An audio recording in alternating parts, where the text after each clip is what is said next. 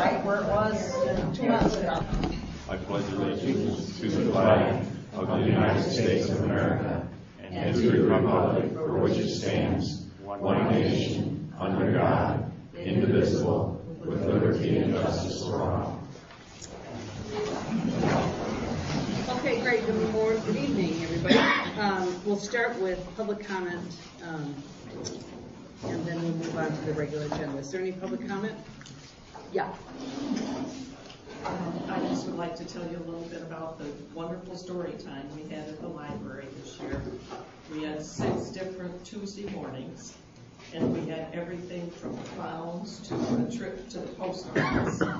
We had the kids write a postcard to themselves or to a relative, and then they walked across the street to the post office, and they got to buy a stamp, and then they got to cancel their own postcard and mail it to themselves. So that was really cute. We're hoping that next year we can do some more exploring in Tonopah, maybe go to ABC Rustics and maybe go to the fire station. But we have people stop by the library and volunteer to read stories, and we had so many this year that I didn't get to read. So. And we had 15 usually. Wow, that's great. Congratulations. Very successful. Thank you. When we started, we didn't tie into the park wasn't quite finished. Toward the end, we had some tie-ins with the park. And Patty does a wonderful job of making the kids welcome and works out real well. Great. Thank you so much. Yeah. Okay, I've got some prepared comments. Thank you for affording me this opportunity to address you this evening. My name is Kathleen Hadden, and I am the daughter-in-law of Shirley and the late Louis Hadden. My regular residence is in downstate Macomb County, but I have considered Tonopah as much my home since 1990 when Keith first brought me home to meet his family. My 2 daughters love this area, and though they have traveled to places like Chicago, Florida, and Washington, D.C., they will tell you their favorite place is northern Michigan. Breakfast at Cafe Noca, cappuccino from the market, learning to water ski on Mullet Lake, and riding the snowmobile trails are all defining memories for my children. Please note that my presence here tonight is not to support or oppose any individual, group, or entity. My husband and I are property owners in our own right and hence taxpayers in this community. But since our primary residence is not in Sheboygan County, we do not have the privilege to voice our opinions here regularly through attending meetings or voting. Just like the Old Testament character Ruth, whose duty was to do right by her mother-in-law Naomi, I humbly look to her as an example of how I am to serve the best interest of Shirley, my mother-in-law. Keith and I very much understand your struggles to find funding to accomplish the goals you have set forth for the betterment of our community, just as we did this summer to have a new well drilled in the yard of the hardware store. It may be a little longer before the grass is green again and the paint needs some touch-up, but we have been trying to spruce things up a bit. The irony to Louis Hadden's giving personality to others was that he rarely made time for his own needs. While the world may place high importance on appearances, Louis, knowing those things would not last, scratched out a modest living while caring more about serving others. I'm here tonight to discuss the concerns Keith and I have for his dad's business that served this community for over 40 years. During my week here in August, I heard repeatedly from dozens of people how much Tonopah and the surrounding areas have missed having a stocked hardware close to home. We would love to see the doors permanently open again to serve this community. However, Keith and I believe that some of the proposed changes, as envisioned in the streetscape project, could prove a detriment to daily business operations on that property, whether it is run as a hardware or any other type of business, such as a bicycle shop, for example. The following are some of the concerns we have regarding the functionality and practicality of some of these changes. The property that the hardware sits on is unique due to the fact that it is both a residence and a business. So in essence, whatever permanent changes are made to the streetscape is something that will be a constant issue whether the person is working or living their private life. Based on the version of the plan that Keith and I saw, almost 60% of the parking directly in front of the store will be eliminated. While I understand other parking spaces are expected to be carved from other areas, this still directly affects the ability of anyone running that business to provide enough adequate parking that is in close proximity to the door of the business. Our concerns are with such situations as freighter delivery trucks, customers with heavier bulky items, or vacationers with large vehicles pulling campers or boats. Parking across the street to make deliveries would be unsafe and therefore not a viable option. Given the current situation with complaints of people using private parking for events at the town hall, it would seem that the plaza created in front of the hall is in direct conflict with what the community desires. The plaza in front of the hall is a concern for the hardware property because it forces patrons to park across the highway or potentially down to Portage Street for the next available parking. Moreover, the loss of the parking along Main Street is giving us pause to consider capital expenses to destroy personal space to create additional parking of our own. These concerns are likely not part of the township's current budget or plan, hence we would like to formally request a specific meeting with the project engineers, developers, and other property owners directly affected to discuss alternate solutions.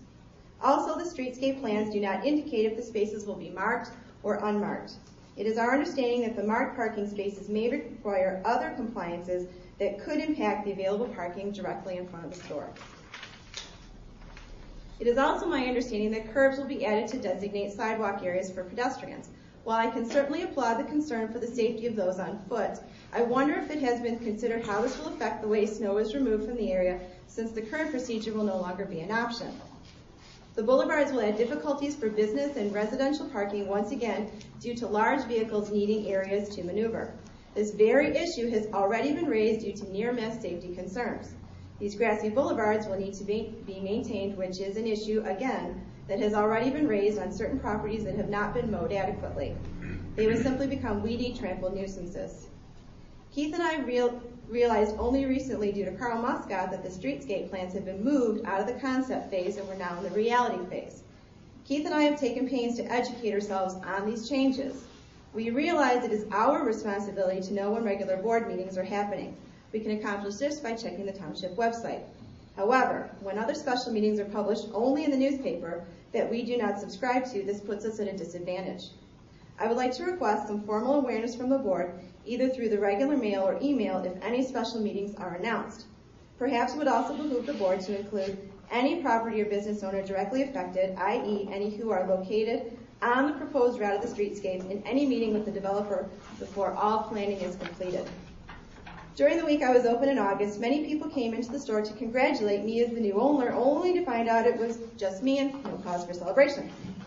It's my sincere hope that when a new owner proudly reopens the hardware store to once again serve Topanabee, that a representative from the board and from the Topanabee Development Association will come into the store to extend a warm welcome to the town's newest business owner. Thank you again for the opportunity to speak tonight. Did you want us to work with the new business owner, or do you want us to work directly with you? Well, at this point, directly with my husband and I, because we've had some interest in the property, but we don't know if there's going to be a new business owner anytime in the near future. And since the streetscape plans are moving along at a fairly brisk pace, you know, we would like to be the ones involved at this level. Well, I will say we have had several meetings. As a matter of fact, we had 7 or 8 hours of open meetings to the public at the library where people could see we've done a lot of work to make this very open to the public. And we haven't had any private meetings. All our meetings are open to the public. I think that if you want to get specifically involved, because you're the only person that has complained, we've not heard any other complaints from anybody else. I think Rachel would be more than happy. And we're still in the concept stage. We're just working on getting a new design, so I think you got some misinformation from Mr. Musquat, but that's okay. It's nothing new. So I think that's what we would prefer. That, wouldn't you, Rachel? Yeah, why don't you see me afterwards? I'll get the information, and when there is something that you would be vitally interested in, I'd be more than happy to let you know what's going on. We're just looking for an opportunity to provide some input, because obviously something that directly impacts our ability to I totally agree. And sell the property. Yeah, we totally agree. We have no problem with that whatsoever. And I do want to say, and I can say this because I talked to your prospective buyer, and I know that the TDA has also talked to your prospective buyer. We're doing everything we can to encourage them to buy that hardware store. So I didn't call you or tell you about it. I didn't think I needed to because I was just representing the township and really representing myself. And I think the TDA is the same thing. Well, I don't know that was ever communicated to us, that the prospective buyer has ever approached anyone from the township or the he's TDA. contacted other people. So, Okay. and I think he should be. I mean, if I was going to buy a hardware store, I'd really want, in a small town like this, I definitely want to contact other people. So your buyer seems to be pretty interested. That's why I wondered if you had news to announce, because we're pretty excited about. Not at this point. I mean, we've had several people looking, not anything viable as of yet. Yeah. Well, But we weren't aware would do, that the we person would that's do whatever we currently could. looking has been in any way of contact. We Yeah. did not know that. Well, and if there's anything we could do to support him, I mean, just let us know, because from selling your business and helping Toppin to Be grow, Right. we definitely are supportive of that. And everybody, I think, in the whole township and probably part of the county is too. Right. So, yeah. Well, I know it's certainly an area that, everyone's missed having the hardware. Absolutely. So it's only to everyone's benefit Yeah. to see those doors open again. Exactly. So anyway, that's awesome. Okay. Yeah. Okay, well, you just get with Rachel, and she's heading up the streetscape project, All right, and thank she'll you. give you all the information. Yeah, awesome. Yeah, Mary. My neighbors, Bill and Mary Jo Welcher, are not able to come this evening, so they just asked me, since on the agenda was a blight, discussion of blight ordinance, to Yep. just give you a couple of places that are of personal concern to them. So I'll just give you their letter here. Okay. Do they want it read, or, It's, oh, it's to you? well, I told her I was coming, so, but it is for yours. Okay, so first of all, the property on the corner of Phelps and Woodruff is a disgusting mess and has been for many years. Also, the building across from the Township Hall. At night, the lights are left on inside and the trash inside is highlighted. Since our beautiful top of the V has so many lovely improvements, seeing the store is a disaster. Hopefully something can be done to improve these areas. Okay? I'll give that to you, Rachel. All right? Yeah. Yeah, I'd just like to say, we rented a hall here last month, and my wife actually threw her back out wrestling these big old tables around, because I understand some of them were some of the good tables were stolen, and what's going on with that? Is that true? We're or purchasing new tables. you gonna get new They're tables? here. Yeah. They're in there. Oh, they're in there now? Yeah. Okay. I like to see a lot of the old ones, that's why I didn't know. And I know there's a lot of picnic tables sitting out here in the back, and I don't know if they need repair or not, but I'm just wondering if somebody like me wanted to fix them up and donate the material and the time, could we use those like down on Royal Oak Beach or down here at Sutherland on the beach there? For any reason? Is there any reason why we couldn't put a picnic table in those areas? I'm not sure what the board would think about that. Let's, what do you think? I mean, What, see, is that what? yeah. Yeah. I know, I'd they're have to just look at old them. tables, Yeah, so if we somebody have was to- to smash yeah. them, we Because- wouldn't do anything, because they're just sitting there Were going any waste of those now. going over? I don't know if they were going to Boy Scout Park or not. Okay. That was our original plan, to take them to Boy Scout Park, so Yeah. we just have to thinking look that's at them, and where we we'll were ask, gonna take we'll them. ask our maintenance person if she can take them over there. But is there any reason we couldn't have a table at either one of those spots? No. You know? There's not any reason that you couldn't, but we're not going to put one there right now, Okay. so. Yeah, I'm Bob Snyder, and as we spoke a few days ago, I live next to the whole ramp down there, down yonder. And I understand within the next year we're going to do some enhancements on that whole ramp. And I only ask the board, before you start allocating money or doing anything, we need to do a site plan, because we have a very small space to put that boat ramp in. Current boat ramp is approximately 12 feet wide.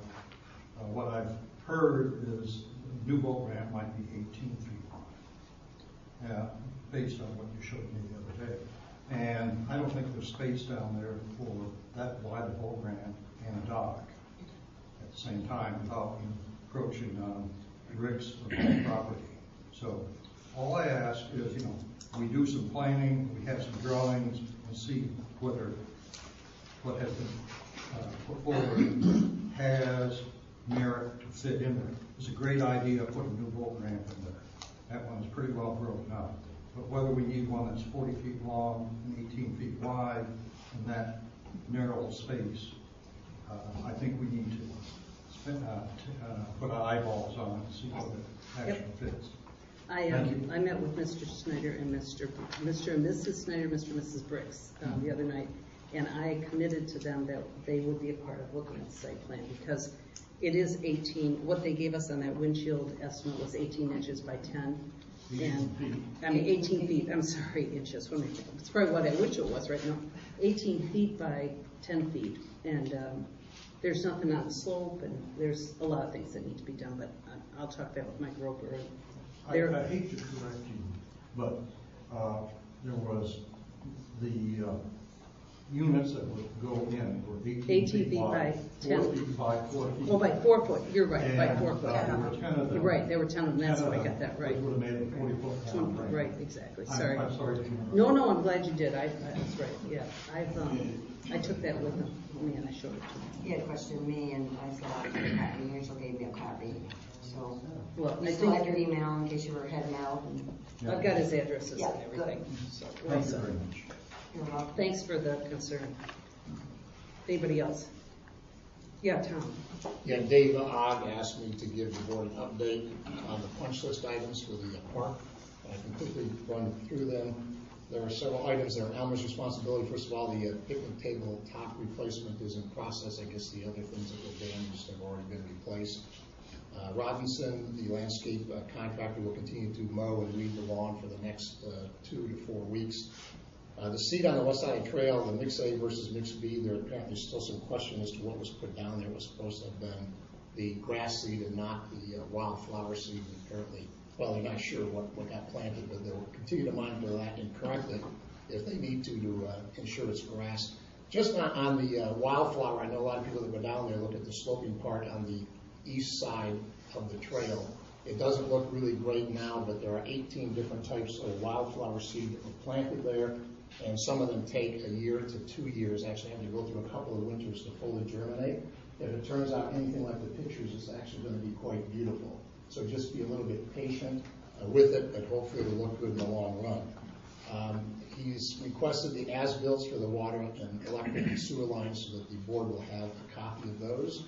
The concrete pathway, the color and the finish, John Duvall is not satisfied with the way that turned out.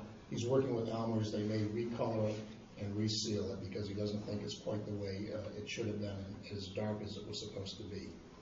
They need to finish the grout around the plaque on the fountain, address the washout at the end of the walkway by the beach. It has been improved. They did add some big stones, but they need some more stone and gravel among the rocks and perhaps some topsoil and seed to ensure that it doesn't wash out underneath the walkway itself. And so that area still needs to be addressed. The silk cloth from some of the drains need to be removed. The kiosks are in process, the 4 that are being developed. The designer has been up here, I think, at least 2 or maybe 3 times, has been doing a lot of work. I think the community is going to be very happy with the outcome there. We need to get back the instructions for the full shutdown of the irrigation system as well as the fountain, and that has been requested. On the tree wrap and the staking, some people thought perhaps the tree should have been staked. The landscaper believes that they're better not staked, and so he's given us the guarantee until next springtime. So that issue is being addressed. And there are 2 or 3 trees that are struggling that are under observation, and they do have a guarantee on those, is my understanding.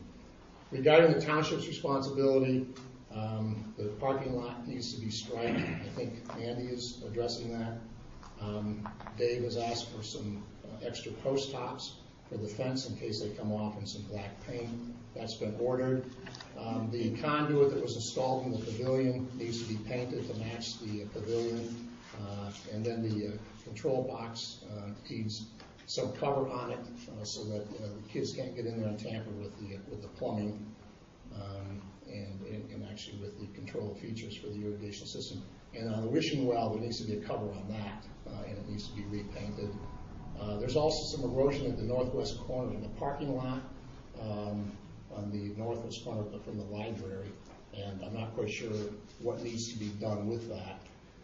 But it's continuing to wash down into the parking lot itself, the gravel off the road. So I don't know if that's something that the road commission can address or the township wants to address it, or a few volunteers to get out there with some shovels and perhaps trench it a little bit, but that's something that needs to be taken care of. You need to install the gutter on the library east roof, because that is continuing to cause some washout. I think that's on your agenda. That's on the agenda. And then the DNR reimbursement requests are in the process. So those are the items.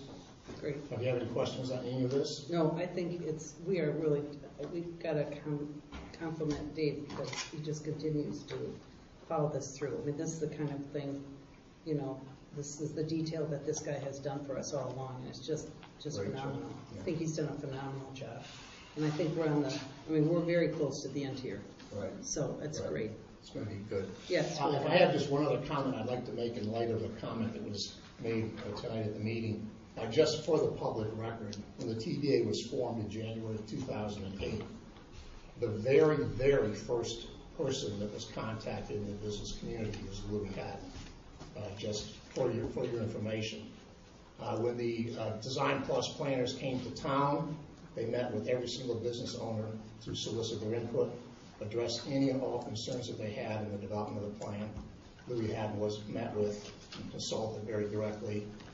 Mr. Hadden also came to the first formation meeting. Some of you that were in attendance may recall there were about 65 people in our house. I know one of the board members was in attendance, and Mr. Hadden was in attendance